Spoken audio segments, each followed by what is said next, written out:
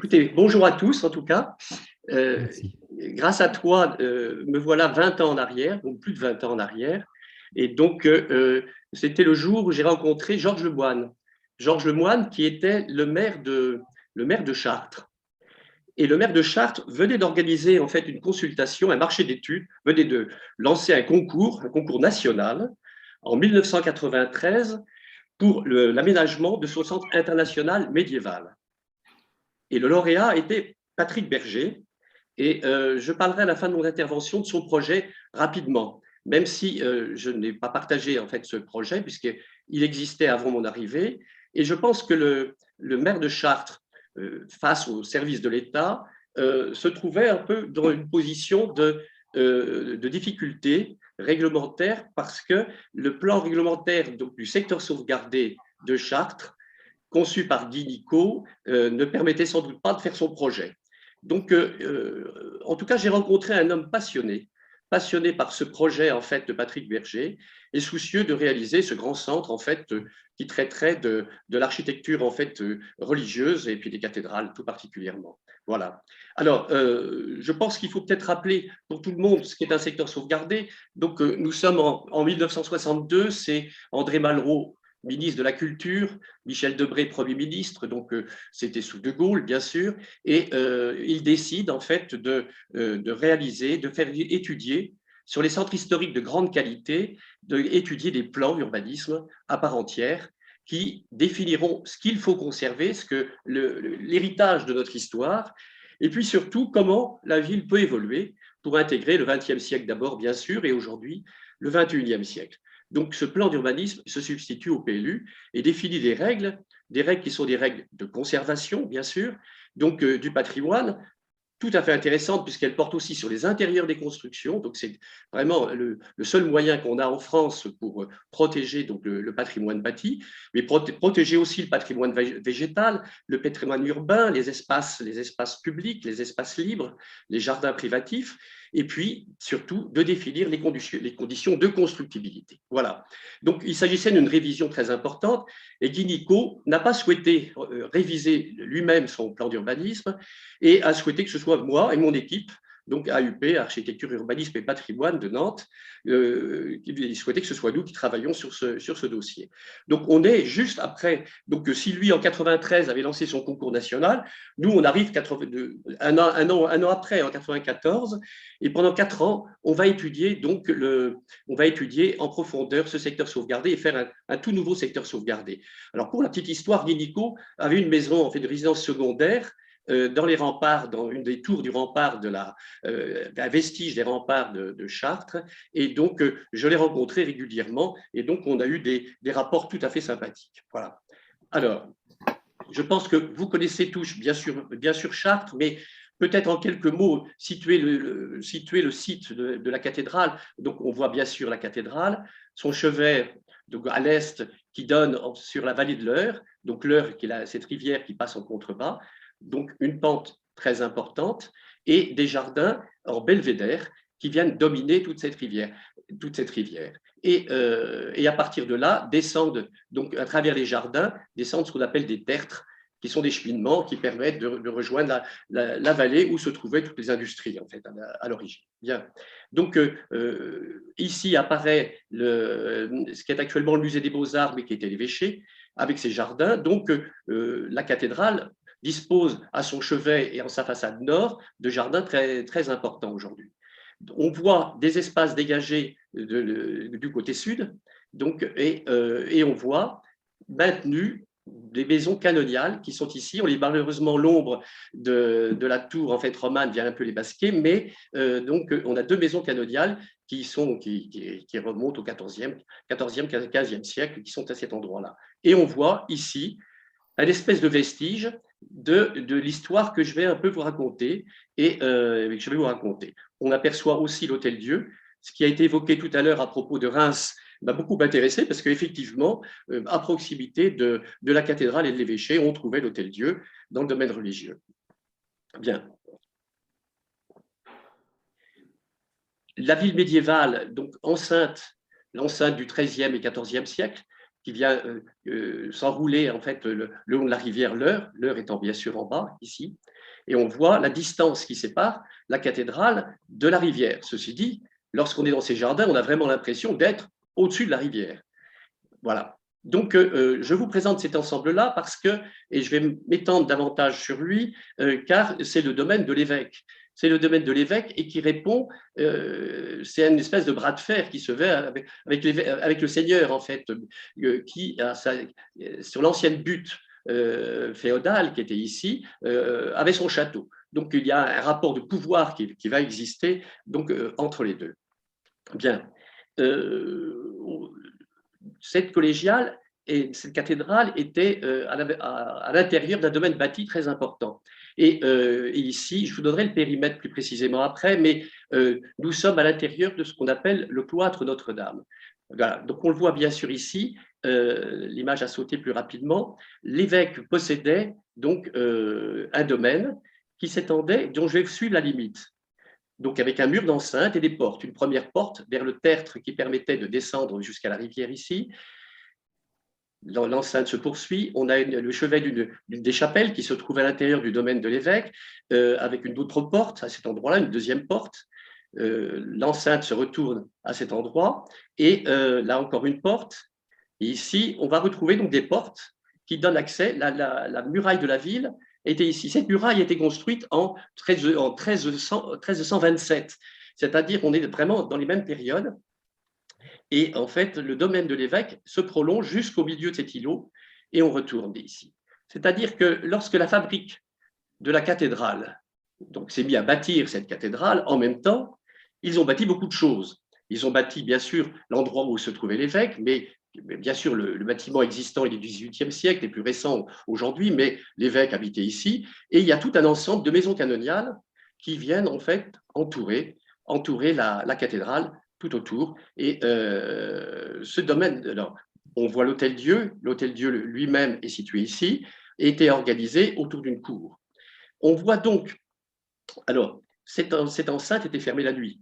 Mais dans la journée, c'était vraiment un morceau de ville, à savoir qu'il y avait des étals, des marchés qui se trouvaient à l'intérieur et elle fonctionnait comme étant de la ville. On traversait. Moi-même, en tant que chargé d'études du secteur sauvegardé, mon grand plaisir lorsque j'arrivais de Nantes donc à Chartres, c'était de traverser, de prendre le transept sud et de traverser en fait la cathédrale pour ressortir ici. Et c'est un morceau de ville, la cathédrale, mais d'une ville située dans une petite ville qui appartient à l'évêque, qui elle-même est dans une ville beaucoup plus grande à l'intérieur de son enceinte médiévale. J'ai oublié de préciser que, en fait, Chartres a été une très grande ville gallo-romaine, et beaucoup plus grande d'ailleurs que la ville médiévale. Et lorsque l'empire gallo-romain s'est effondré, donc l'urbanisation s'est réduite en petits ensembles urbains et de façon importante. Mais on s'aperçoit que ce domaine, ce cloître en fait canonial, se situe au sud du forum romain, de la ville. Bien. Voilà. Alors, ce qui est important, c'est qu'est-ce qui était construit. Vous voyez ici, de part et d'autre de la nef, donc nous avions des constructions qui étaient pratiquement adossées au contrefort de cette nef. Nous avions ces maisons canoniales qui faisaient face à la cathédrale. Donc le parvis était extrêmement réduit. Voilà le parvis. On s'aperçoit que l'Hôtel-Dieu s'avançait très fortement au contact du clocher roman qui est ici et s'avançait de cette façon-là. Je vais revenir dessus tout à l'heure. Le seul moment de respiration important était situé du côté sud, où il y avait cette place où se trouvaient donc les fameux marchés. Tiens. On s'aperçoit ici que le bâti qui reste aujourd'hui, ce sont ces maisons canoniales qui sont ici, en plus foncé, que vous voyez. On se retrouve très loin ici, toujours. Donc, excusez-moi, il y a eu un passage en arrière. On se retrouve donc très en arrière et à bonne distance de la cathédrale, car tout cet ensemble de maisons canoniales ont été démolies. Elles existaient, elles ont été démolies au 19e. Alors pourquoi au 19e?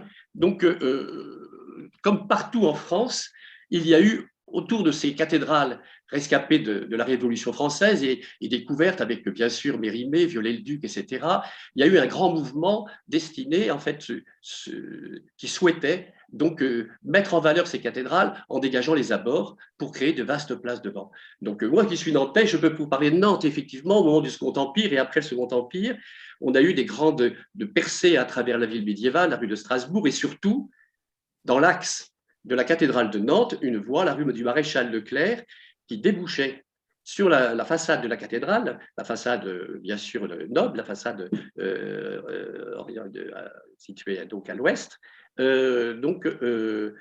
débouchait, a été organisé un concours avec une grande place, avec une façade ordonnancée, donc à la fin du 19e, qui vient remplacer la petite place qui préexistait devant cette façade occidentale de la cathédrale de Nantes, où se trouvait un puits qui animait cette place. Alors, donc, je vais davantage développer cette question un peu de l'Hôtel-Dieu qui est ici. On voit l'Hôtel-Dieu avec cette cour intérieure, donc, et on voit une extension, et l'entrée noble de l'hôpital, de l'Hôtel-Dieu, était ici. Et donc, on va le voir sur les façades, c'est cette façade qui est ici.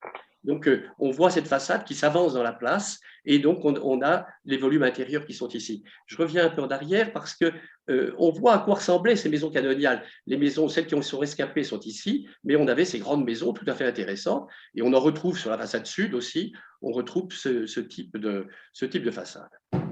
Bien. Donc, se crée sur Chartres la société de dégagement de la cathédrale. Et cette société donc va mettre en place un certain nombre de projets. Donc ici, on a un projet qui est dressé en 1856 et qui prévoit la création juste dans l'axe. Alors ça nous renvoie à Chartres, bien évidemment, à Reims, pardon, au dossier de Reims qui vient d'être présenté, et on voit une voie de 20 mètres de large qui est proposée juste dans l'axe pour percevoir à une certaine distance la cathédrale. Toujours cette idée de voir de loin en fait la cathédrale. C'est un premier projet. Les démolitions vont bon train, parallèlement, puisque on va démolir tout cet ensemble ici, qui va pouvoir être fouillé. Et les documents que je présente sont empruntés d'ailleurs à une étude qui a été faite par le ministère de la Culture et les services d'archéologie en vue d'engager des fouilles. Les fouilles qui vont être engagées et qui vont montrer que sur cette emprise qui est ici, mais je crois que l'équipe qui va présenter le projet après moi va certainement vous parler de ces vestiges. Il y a des vestiges romains, donc avec là encore un cryptoportique, et aussi des vestiges mérovingiens, donc importants, qui ont été fouillés, mis à jour et recomblés en attendant des jours meilleurs, et bien sûr une façon de les présenter. On s'aperçoit qu'est démolie déjà l'extension, l'entrée noble, entre guillemets, de l'Hôtel-Dieu est déjà démolie. Alors, on voit qu'un autre projet existe aussi, qui est cette plage en forme de trapèze. Alors, ce qui est intéressant ici, c'est qu'on s'aperçoit que déjà, on vient reconstruire le fond de la perspective ici, estimant que la distance était sans doute trop importante, et on vient serrer en fait avec cette forme de trapèze qui s'ouvre pour bénéficier de la vision complète du portail royal qui est ici, cette façade occidentale. Alors, je reviens juste avec cette photo qui est ici. Donc, on voit qu'il s'agit de reconstruire l'espace qui est ici, qui est à cet endroit-là, et venir en fait mettre une façade en biais de part et d'autre ici. Bien. Voilà, donc les études, je mène les études avec mon équipe, toute notre équipe, et on s'intéresse à toutes sortes de questions, et bien sûr aux questions de circulation. Pourquoi? C'est qu'au moment où on intervient, on s'aperçoit qu'il y a, le domaine en fait des abords de la cathédrale est largement circulé par des voitures. On a des voitures qui passent ici, qui sortent ici, donc il y a une circulation de transit. Et ça sortait ici aussi. Donc il y avait une circulation automobile, y compris devant la façade. Bien. Donc, rapidement, on montre que tout ce domaine, en fait, tout le cloître Notre-Dame mérite très largement de retrouver, en fait, de devenir un domaine piétonnier. Et si une desserte locale doit avoir lieu, avec un système de boues comme ça, en impasse, on arrivait à desservir parfaitement cet ensemble. Donc, il y a une réflexion sur la circulation et la nécessité de remettre en œuvre, en fait, toutes ces déambulations piétonnes qui permettaient de converger vers la cathédrale.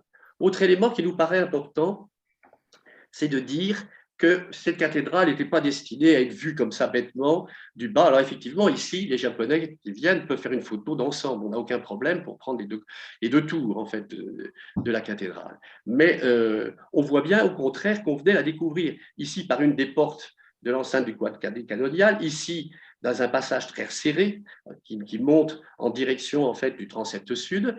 Et puis, si on a une grande ouverture visuelle sur toute l'heure, ce que je vous disais à travers les jardins tout à l'heure, on s'aperçoit qu'on la redécouvre à travers une des portes du cloître, une deuxième porte du cloître, une autre porte ici, donc on avait une porte qui s'était située ici, mais une vision très lointaine qui permet de saisir. C'est une vision qu'on a aujourd'hui encore par la rue de l'Étroit Degré. On perçoit la façade du transept nord qui apparaît avec les jardins, bien sûr, les jardins de l'évêché qui sont ici. Bon, bien sûr, il y a toujours le désir et l'envie de percevoir le portail royal qui est ici. Donc, il y a besoin d'une vision un peu courte. Donc, le débat, le dialogue, c'est de dire ici, nous aurions sans doute intérêt à refermer. Est-ce qu'il faut garder ici une grande vacuité? On s'aperçoit qu'il y avait entre le clocher roman ici et l'entrée ici de l'Hôtel-Dieu, il y avait une proximité. Donc cette proximité nous paraît intéressante. Et alors, donc, ce que nous avons fait, dans la conclusion du rapport de présentation du cahier de recommandations et d'attention architecturale et urbanistique, je vais vous lire ce que nous écrivons en guise de conclusion. Aujourd'hui, l'heure n'est plus aux destructions, mais bien plutôt à un retour à l'esprit médiéval. Un travail de destruction a été commencé et s'est interrompu.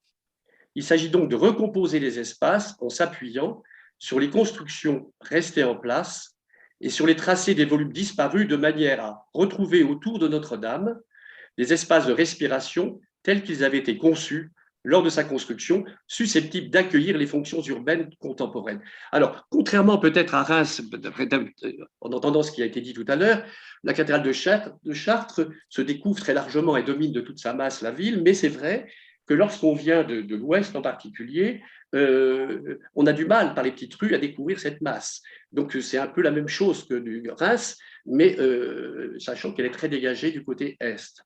Voilà. Donc on est dans cet état d'esprit et un dialogue s'engage avec les membres de la commission locale du secteur sauvegardé. Et on s'aperçoit, donc ici, ce dessin, c'est des différents scénarios que je propose à partir des règles urbanistiques que je propose, c'est de dire, voilà, nous avons plusieurs possibilités de construire et en particulier, on pourrait, comme je viens de vous le montrer avec les perspectives, on pourrait très bien refermer ici, donc en fonction du programme qui pourrait prendre place. Rappelons qu'il y a toujours un programme en filigrane sur Chartres qui est ce centre d'interprétation médiévale. Hein. Donc, ça peut être intéressant de retrouver des masses bâties à proximité du portail royal, ce qui permet de le découvrir, de l'analyser, d'analyser la statuaire et de comprendre cette proximité peut être tout à fait intéressante, sachant qu'aujourd'hui, c'était la chambre d'industrie qui est ici, la chambre de commerce et d'industrie qui est dans ces bâtiments-là. Donc, il peut être intéressant d'avoir des points élevés. Il va y avoir une certaine frilosité, donc à la fin de ces années 90, de la part des membres de la commission locale qui disent oui, mais c'est un peu radical. Est-ce qu'on ne peut pas trouver des solutions un peu autres? Est-ce qu'il ne faut pas garder donc l'idée d'un vide minimum en fait ici qui permettrait justement d'avoir un peu de recul, etc. Bien. Donc face à ça, donc, et pour illustrer ce qu'étaient à peu près les règles que je proposais, j'avais proposé 2 ou 3 scénarios, et donc en voici un. Donc derrière les maisons canoniales, non pardon, je reviens dessus. Donc on vient trouver des possibilités de bâti, des petites places, on vient créer des fonds de perspective, on réduit la perspective, on crée un porche pour découvrir à travers un porche donc le volume pratiquement dans sa totalité, la façade pratiquement sa totalité ici. On vient retrouver l'emprise bâtie pour ce tutoiement, excusez-moi, ce tutoiement avec le clocher. Donc, on vient rechercher un volume bâti et on peut très bien retrouver un programme qui vient encadrer, qui vient dialoguer avec la cathédrale. Alors, en revanche, ce que je propose, et là, ça nous ramène au végétal, donc au discours sur Reims, il me paraît intéressant tout de même de marquer une façade un peu bâtie, potentielle, une espèce de… Et sachant que les arbres dans la ville, surtout lorsqu'on met des arbres dans des places, on remplit ces places et on les construit. On les construit certes avec du végétal, mais c'est exactement la même chose que du bâti en fonction des végétaux. Si vous êtes comme à Nantes des magnolias, votre place disparaît. Alors bien sûr, avec des gleditsia, on garde une transparence et on peut voir à travers les feuillages. Mais en l'occurrence, donc je propose ici, dans cette solution-là, donc de mettre 3 arbres qui venaient marquer quand même l'idée de ne pas laisser isoler donc, ces 2 maisons canoniales et de venir retrouver cet ensemble. Donc il y avait cette idée, bien sûr, de perspective ici pour découvrir le fragment qui était cette tour romane. Alors, autre solution, c'était donc, excusez-moi, ça va trop vite. Donc, si on est trop timide, on peut, avec un mail planté ici, retrouver l'emprise en fait, de ce qu'était l'Hôtel-Dieu. Et puis, on peut peut-être trouver un portique, une sorte de portique architectural qui filtre les vues, accompagné de 2 arbres. Excusez-moi, ça part tout seul. Et donc, voilà une autre solution. Donc, j'avais proposé plusieurs solutions. Bien.